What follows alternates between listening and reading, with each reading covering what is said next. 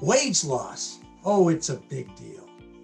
You know, if you're a working person and you're in a motor vehicle accident and you can't get your salary every week or your hourly or however you make your living, that's a big deal. Well, under Michigan no fault, you're covered for 3 years. And that is an important coverage. $5,600 a month, approximately. It changes on a sliding calendar scale. It goes up year after year. That's the maximum. You get 85% of your wage up to that maximum amount. You must establish that you were working. You know, if you're working at Chrysler Corporation, it makes it easy. If you're self-employed, it's challenging. Records are helpful. Tax returns make it work. If you don't have that kind of proof, it's very hard to get paid even though you have it. Getting paid cash, it's a challenge. You do your best to try to make things work for people, but it's critical because if you're a working person and all of a sudden you're in an accident and you're disabled and you can't work, where do you get the money from?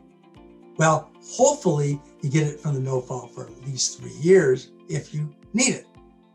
So what we do is we help folks put their applications together, finding the appropriate coverages, company that's going to be covering things through the priority system, and then we work to perfect those claims. Now, getting the documentation for a wage loss can be challenging. There are releases that are provided in most standard applications, but that doesn't mean you're going to get it. So we go out and help people get those documents and help to gather the file so that the insurance company will pay.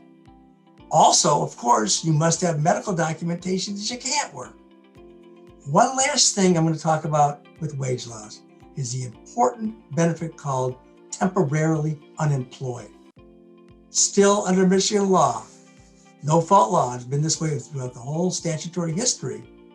If a person is not working or employed at the time of their accident, however, they become disabled, and as a result of that disability, they cannot get gainful employment, and they have worked in the past, so there's some kind of a wage history to base their loss on, and they were looking for employment at the time of the accident, such that it's fair to conclude that if not for the accident, they could have and would have been hired.